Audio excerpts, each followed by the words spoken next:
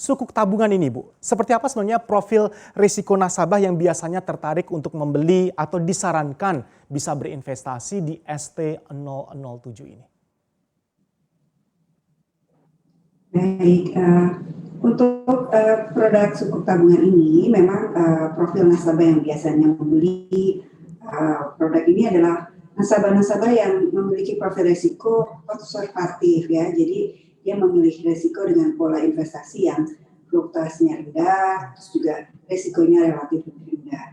Dan untuk penggunaan dananya ini sendiri, nasabah-nasabah ini atau investor ini memiliki tujuan investasi yang relatif menengah ya, jadi tidak jangka terlalu panjang, sehingga mereka memang mencari keamanan dalam memilih instrumen ini dan juga memiliki tujuan-tujuan yang sifatnya jangka menengah saja.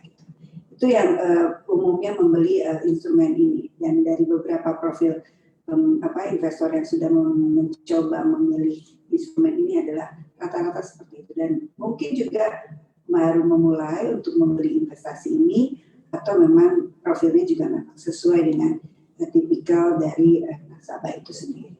Itu Mas Adri. Ini menariknya menghadirkan Ibu Tina Melina, kita bisa berbagi tips dan juga strategi. Ini bagian dari market edukasi juga Ibu. Bagaimana sih caranya seorang dapat mengenali profil risikonya masing-masing sehingga saya bisa menentukan tujuan investasi saya secara efektif dan saya juga bisa menentukan apakah ST007 ini cocok atau tidak dengan profil risiko saya.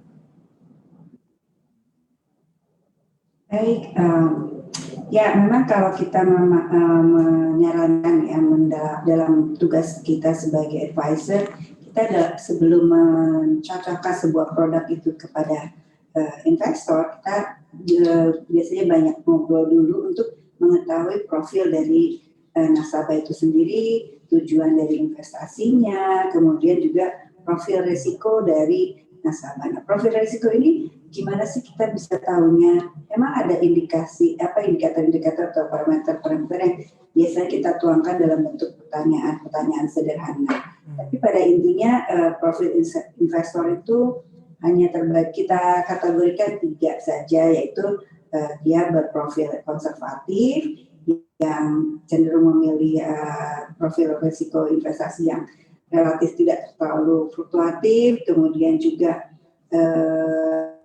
instrumen simpel dan dimengerti, misalnya dimulai dari sedikit agak panjang dari karena pasar uang misalnya, atau obligasi negara seperti itu, atau deposito, dan juga menanjak sedikit mungkin dia sudah mulai memahami investasi atau mulai ingin mencoba dengan sedikit ada fluktuasi yang tidak terlalu volatile, bisa ke kategori yang moderat. Dia memilih instrumen yang sudah ada unsur produk-produk pasar modal yang fluktuatif atau yang sedikit berisiko, misalnya campuran daripada obligasi dengan saham, portofolionya diatur sedemikian rupa.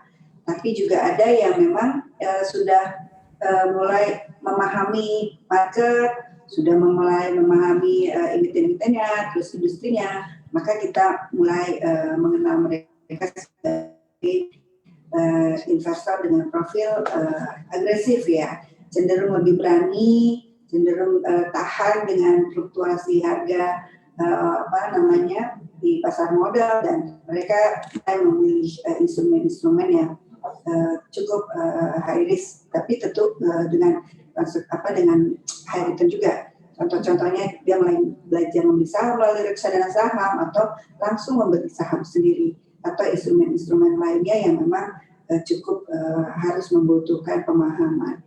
Sehingga dengan pemilihan atau pengenalan profil investor itu ya kita tahu, kita bisa mencocokkan produknya.